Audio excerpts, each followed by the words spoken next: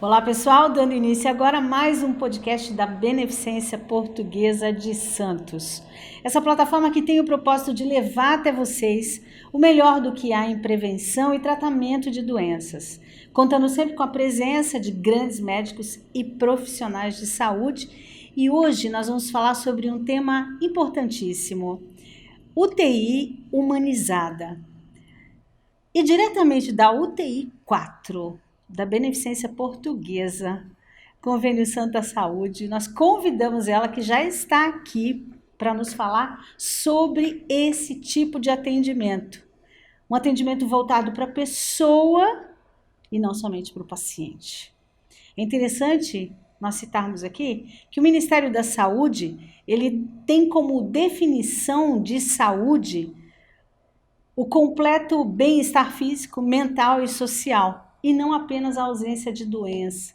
Então, nós observamos aí o quanto é importante nós voltarmos a atenção não somente para o paciente, mas para a pessoa que está ali. Ela, doutora Caroline Lopes Gonçalves de Andrade, graduada em Medicina pela Universidade de Vassouras em 2022, especializada em Medicina Intensiva pelo Instituto Israelita de Ensino e Pesquisa Albert Einstein, 2024, com ampla experiência em unidade de terapia intensiva e nos setores de emergência, incluindo sala verde, sala amarela e sala vermelha. Certificado em suporte avançado de vida cardiovascular. E a gente já vai aqui, porque a dúvida já surgiu. Explica pra gente o que é a sala verde, amarela e vermelha, né, presidente Ademir Pestana? É muito bom hoje o podcast, Paula, doutora. Eu sempre falo aqui, né, os conceitos de medicina, né? Não é só na parte medicamentosa, no estudo médico de evolução, mas o crescimento na parte humana também se faz necessário, né? Então essa parte de humanização cresce em todos os segmentos, né? É uma coisa multi que está acontecendo na medicina, por isso que a gente tem uma cura mais rápida hoje, né?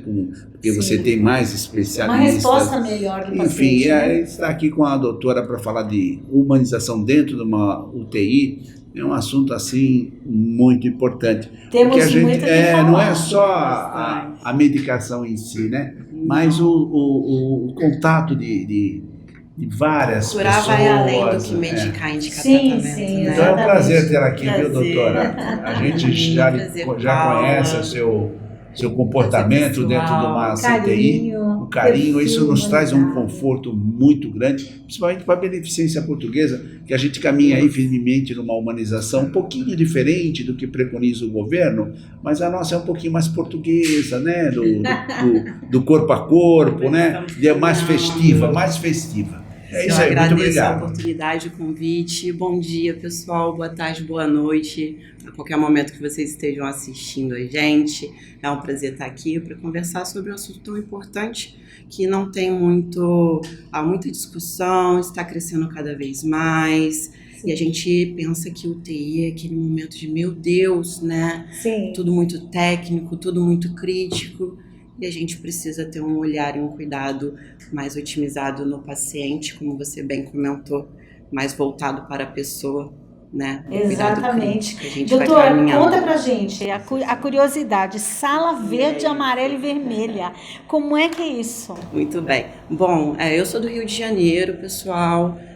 Então, lá no Rio de Janeiro, a gente organiza as classificações de gravidade do paciente, principalmente no contexto de primeiro atendimento hospitalar, né?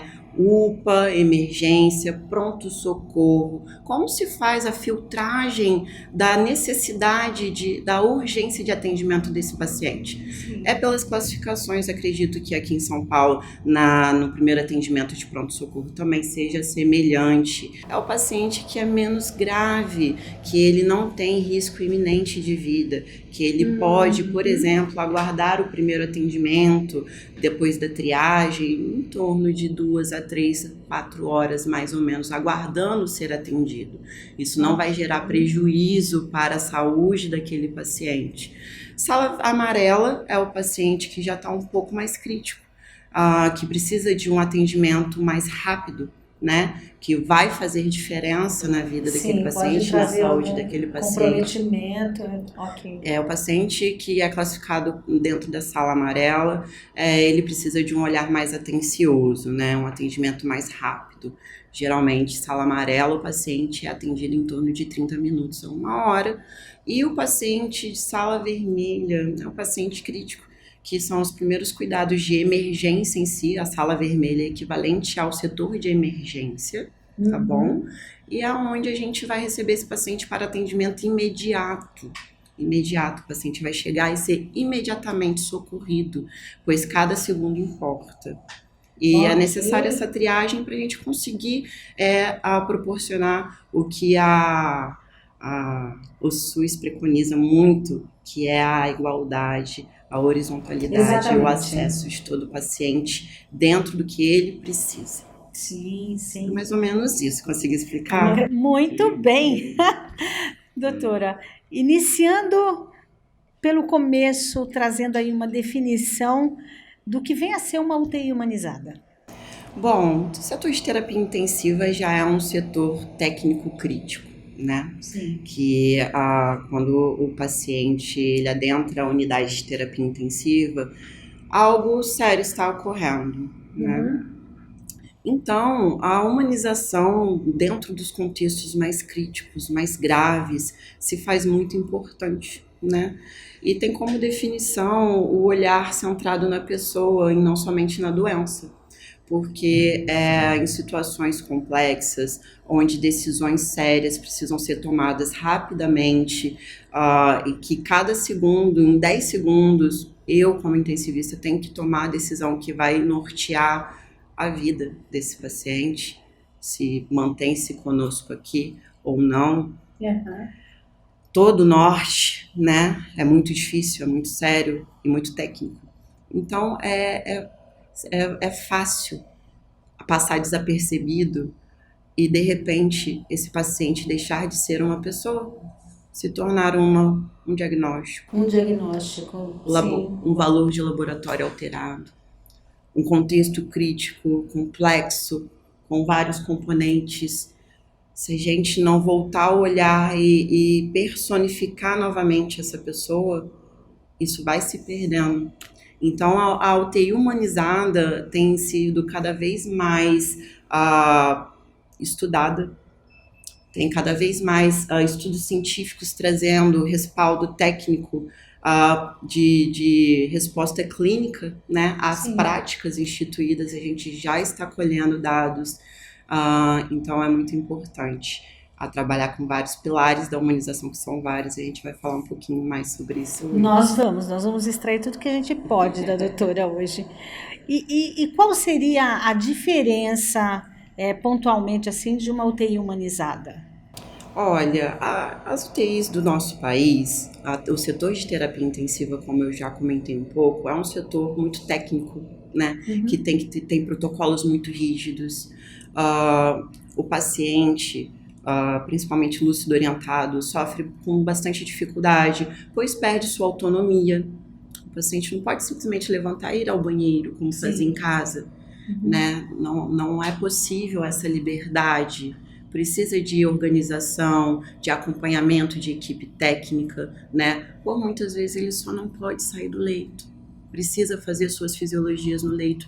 Isso é muito difícil para o paciente que está lúcido, psicologicamente, já é um outro problema, né? Exatamente. Então, o lado psicossomático, né? Porque o nosso corpinho, ele é psicossomático, pessoal. O que é psicossomático? A nossa mente influencia no nosso corpo, assim como o nosso corpo influencia na nossa mente. Então, é muito importante a gente ter no nosso dia a dia essa preocupação, né? Porque o paciente que está em terapia intensiva, está em estado crítico, ele tem alta probabilidade de desenvolvimento de alterações psicossomáticas, como o estado depressivo. Que vai piorar, né? Que aumenta a morbimortalidade, aumenta a taxa de permanência em internação. a permanência hospitalizado, isso tudo aumenta quando esses pontos não são muito bem acompanhados. Sim.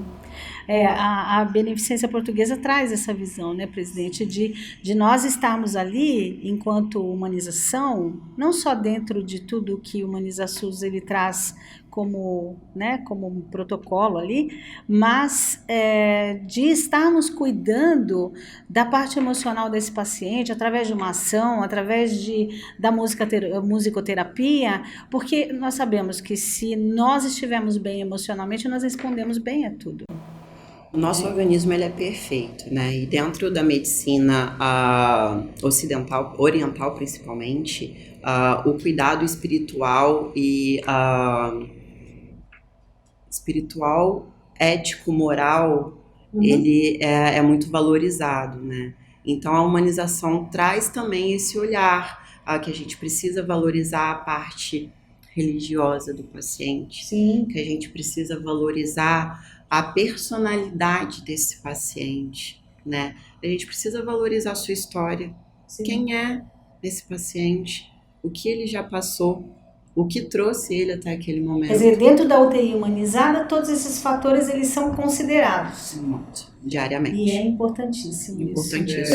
O que a gente pratica no leito, né? Os nossos colaboradores veem o paciente não como um paciente, vê como uma pessoa. Uma pessoa, né? O amor de alguém.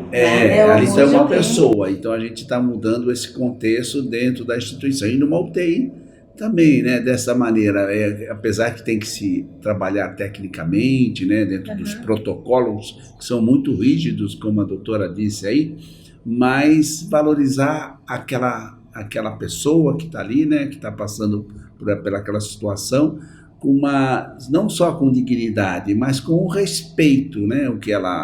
Pela sua vida, Sim. por esse momento.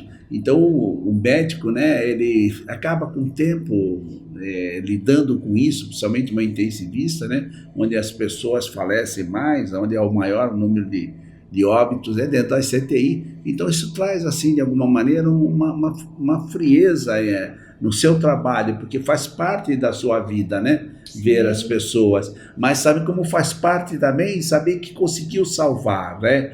Que conseguiu dar o máximo que podia dar com dignidade àquela pessoa naquele leito. Por isso que a gente fala em UTI humanizada, né? Hoje nós temos também aí a cardiológica, que são apartamentos que tem direito a acompanhante, aquele Sim. paciente que está com o coração lá meio ruim, mas conscientemente ele está bem, né? Mas só que ele precisa desses cuidados, enfim. Aí ele tem esse contato de uma outra maneira. Mas as pessoas têm dificuldade nesse entendimento, doutora. Sim. Aquele paciente que está inconsciente, né? Ele não vai ter essa resposta, né? E como se atua nesse caso com o paciente consciente? Existe uma diferença no corpo que está ali, né? Um conjunto plano terapêutico. Plano terapêutico seria o termo melhor. Atuando naquela pessoa, como seria a diferenciação? E outra coisa, a família percebe isso ou não percebe? Um ótimo ponto esse comentário, seu doutor Ademir. Bom, o paciente, quando ele está no setor de UTI, já é um setor que é um setor frio, técnico, com muitos sons, né? Monitorização contínua. O que é a monitorização contínua? Monitor com todos os eletrodos ligados no paciente. Através dessa vigilância intensiva, a gente tem os dados desse paciente de forma continuada, ao vivo o tempo todo, do que seria isso que eu estou falando. Frequência cardíaca, pressão arterial, saturação venosa de oxigênio, né? A frequência respiratória. Isso tudo é constantemente avaliado e monitorizado. E esse monitor, ele faz muitos barulhinhos o tempo inteiro. E ele precisa fazer esse barulho, né? E quando tem alterações críticas, por exemplo, uma taquicardia ou uma possível arritmia, o monitor vai alarmar. E vai alarmar na nossa central de terapia intensiva também, onde ficam todos os monitores. Então, é muito barulho. o tempo todo. Uhum. Isso não pode ser desligado.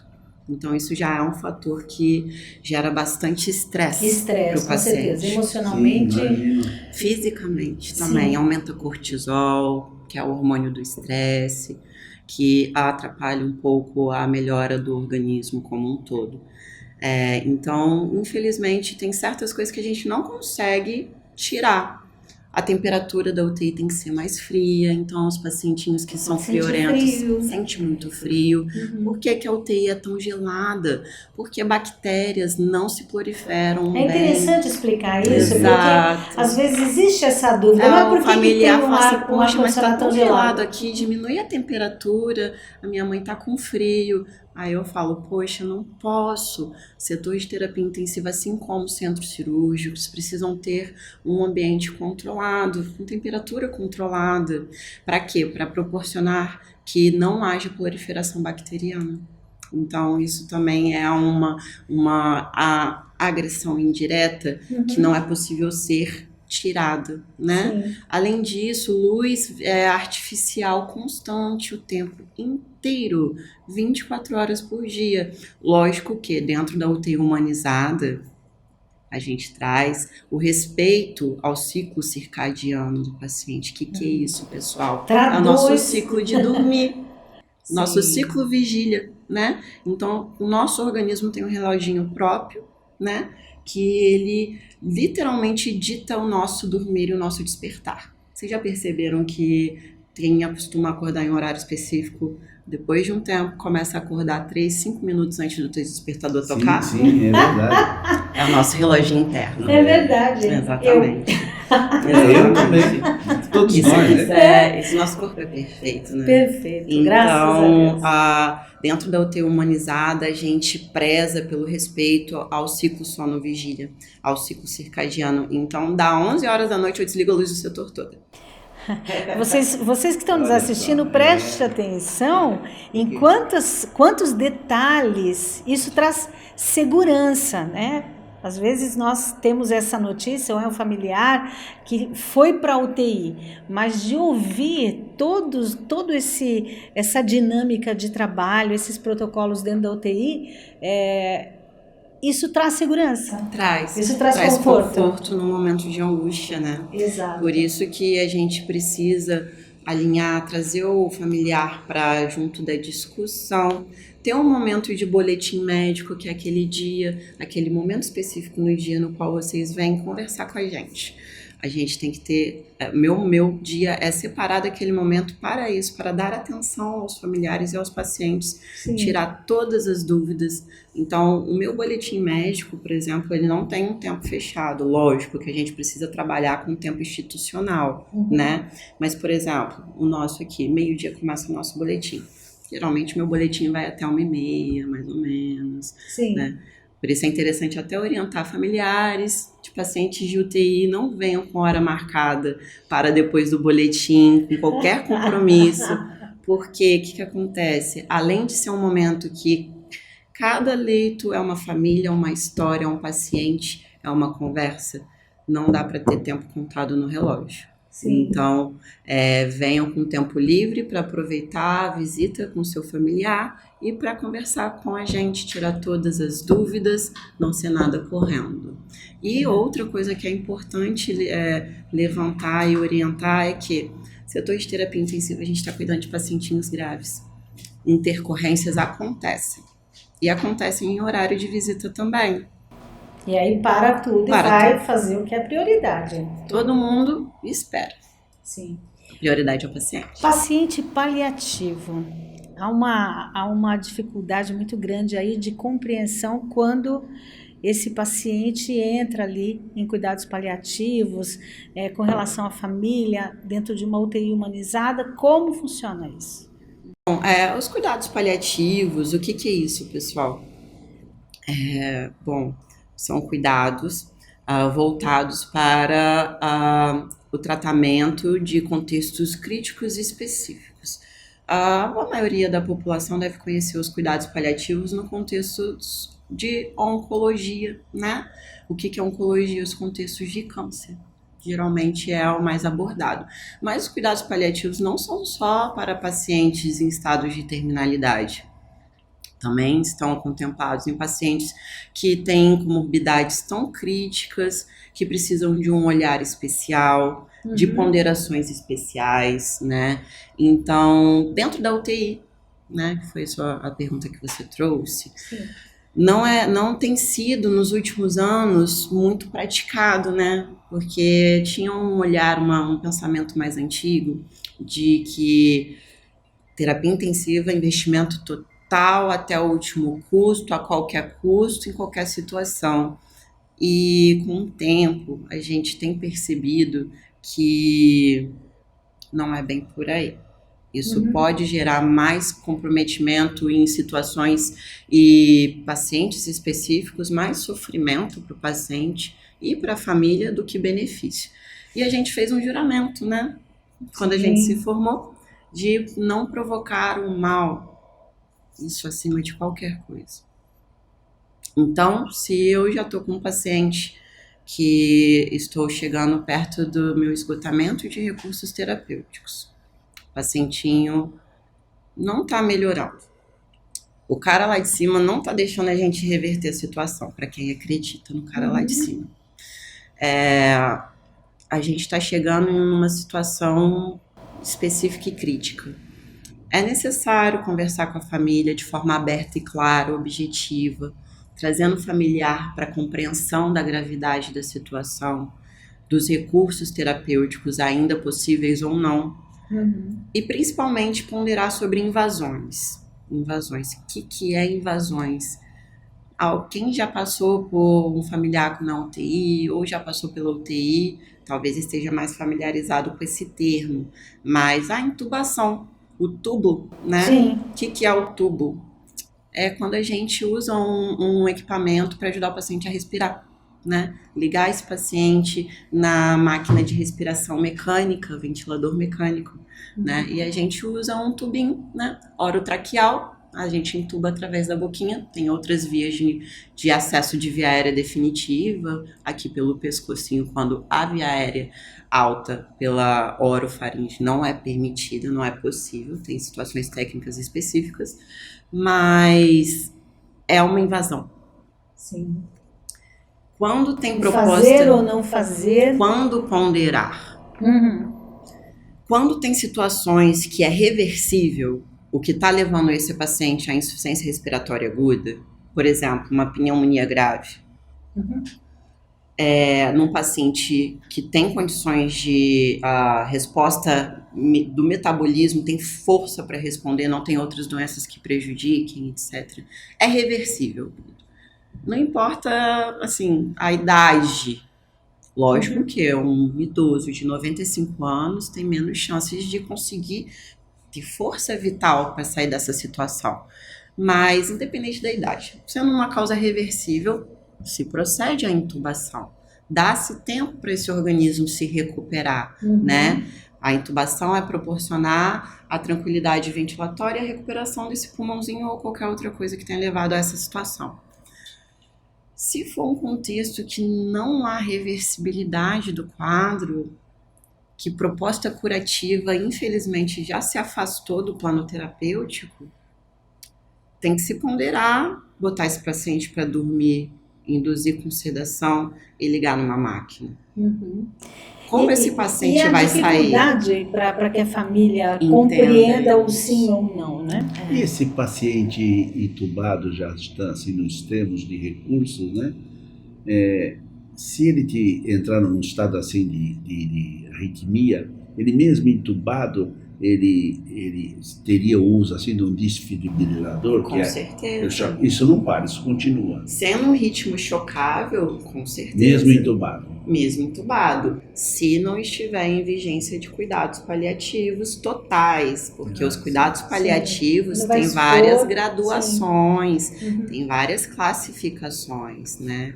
Então, um paciente, por exemplo, que está em estado de terminalidade, de um processo de câncer oncológico, que já passou por múltiplas terapias de quimioterapia, todos os recursos possíveis para tentar reverter essa situação tão grave, e o organismo não conseguiu reverter com a ajuda medicamentosa, se esse paciente já se encontra nessa linha de cuidados, já instituído pela especialidade, tem especialidade de cuidados paliativos também, existe essa especialidade.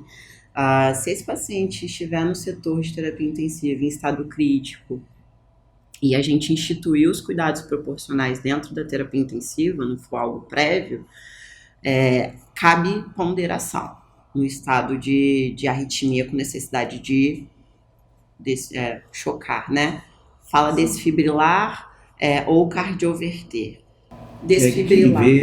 Percebe que é agressivo, né? Sim, chega até a levantar. É um choque muito forte, 200 joules. Doutora, nós já estamos quase chegando no final, você acredita? Mentira!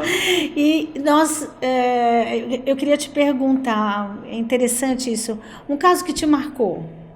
Olha, bom, um caso pessoal que me marcou e já desde o início da minha formação médica me trouxe esse olhar mais humanizado para minha prática médica, independente do setor, foi minha própria vivência, né? Eu fui uma familiar de paciente crítico.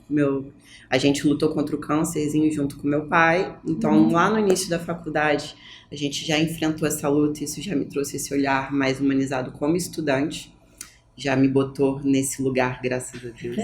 E como médica, já tem um caso de um paciente muito jovem que precisou passar por uma cirurgia cardiovascular muito séria e que houveram complicações inerentes à gravidade, né, da cirurgia, de sua proporção, que a gente lida lá na UTI, né? E esse paciente precisou ficar um bom tempo entubado na ventilação mecânica, né, enquanto o corpo ganhava força para se recuperar.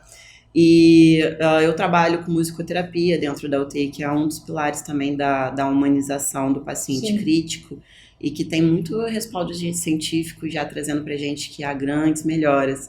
E eu colhi resultados já. Esse paciente sobreviveu, graças a Deus, se recuperou, já está em casa, já está retomando sua força física, se recuperando de todas as complicações posteriores da síndrome pós-terapia intensiva.